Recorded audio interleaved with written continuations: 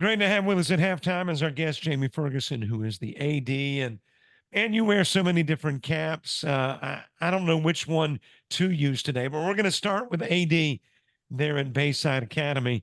Um, Talk about a day in the life and times of Jamie Ferguson at Bayside when you get into football season and you got all these other sports to uh, think about as well. So, how busy is that day?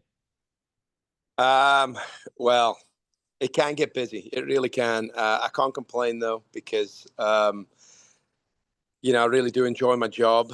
If I need to get anything accomplished that I need to do, I have to go in early before anybody else arrives. But the challenges are when the children walk on campus, and it can be a myriad of things. You and I were just, chatting about things just popping up, whether it's a camera issue. I mean, things can pop up all the time, whether it's transportation, bleachers aren't pulling out, lights aren't working, AC unit goes down. We've currently got one down at the minute. I mean, it could be a ton of things, but as I say, you know, um, it makes the day go faster. I can tell you that. I could assume so. Now, every time I'm conversing with you, you are fresh off a Zoom call or you're just about to get onto a call. So your duties go beyond just the campus of Bayside.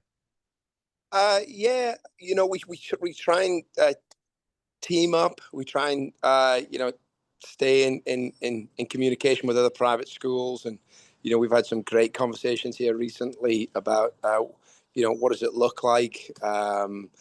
What's the future look like for private schools here with the Alabama High School Athletic Association? Are we in their consideration, for the next 5, 10 years? There's nothing to be alarmed about here in the future, but, I think we've got to be stewards of our institutions for long term, not just for when we're here and in the moment, but what's the next 5, 10 years look like for private schools and the Alabama High School Athletic Association. So we've got a bunch of great folks that are leading these independent schools, whether it be here local, in the South Alabama area, whether it be in the middle of the state in Montgomery, and then further north. So, and then then I'm also kind of on committees with the state for specific sports.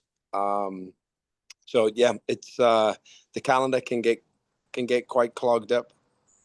Tell me what the magic is in Bayside because you may lose occasionally a battle like a game, but you just don't lose the war. I mean, you come away with winning marks, championship sports, and that's not true across the board. I mean, every school does not enjoy that success. Why is it so prevalent there at Bayside Academy that you come away a winner? Um, that's a pretty deep question, and you and I have talked about it many a times. I think the focus, though, is not that the championships. Although people really like it, they love the glitter, and believe you me, I love winning. I love winning at everything, whether it's a game of cards, Uno, whatever. I love winning. But the primary thing is you've got to win people, and I believe that's with my employees as well. If they feel like I love them and I really take care of them, then they'll go the extra mile for me. And my message to them, towards our athletes, our student athletes, is we've got to be servant leaders. We've got to show them the way, but we've got to bleed into them. And if we win the kids run through brick walls for us. They're a blessing to coach. Their IQs are high. They listen. They absorb it in, and then, man, is it fun to watch them execute. And you're right. Over the time here, and over the majority, we may lose a game here or there, but majority of the time, these children find a way to win. And credit to them. Credit to them. They're so fun to coach. They're fun to watch. But really, what we're trying to do is win them. And once they realize that we're in it for them and not in it for our own egos and our own, let's say, records, they show it on the field, on the court, on the track, wherever. And we're very proud of them. Take me through the process. I admittedly am a product of a public school. I mean, this has been years and years ago that I went to the public school, but I guess when I'm growing up, I'm like, okay, here's the school that's in my district. Here's where I go. Yeah. Where a private school is concerned, is it different? Do you have a waiting list? Or do you go out and solicit? How does that work? Yeah, no, great question. So I do believe at this moment in time we do have like waiting pools in certain grades. Our population on the Eastern Shore is growing dramatically.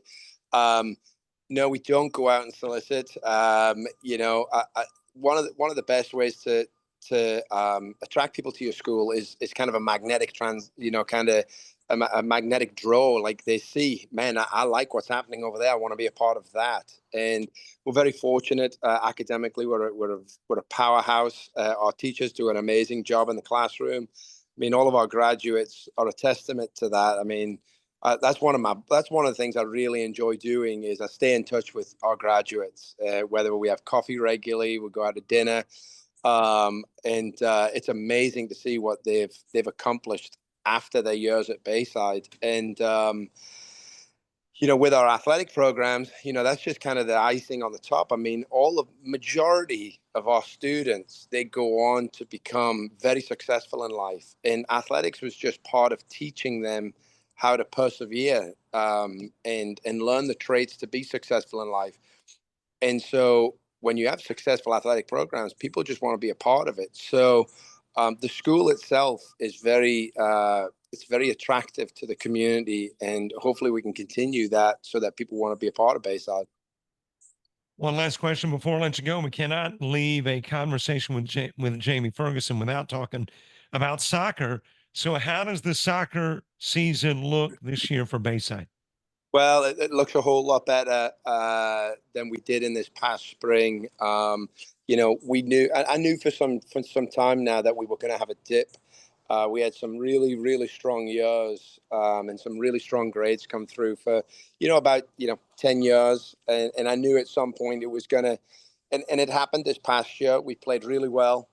We had some really talented players, but we had some really young players on that field at the same time, and so it showed. We would compete and we'd do really well for you know 30, 35 minutes in a game, and we'd hit a wall. We'd run out of steam against those juniors and seniors. So I mean, there were times we were fielding two eighth graders and five freshmen. So I mean, seven out of your 11 are just too young when you're competing against juniors and seniors. So, but this spring, credit to them, they've been working hard. Ty's been working them out during the summer months, and then here now in the fall. So we've had them in the gym, and man, I'm excited. I'm really excited to see what they can put into practice from what they learned this past spring. Well, based on everything I see in Bayside across the board, every sport, there's a lot to be excited there if you are an admiral. Jamie Ferguson, thanks for being our halftime guest. Oh, I'm sure we'll talk again. my pleasure. Thank you.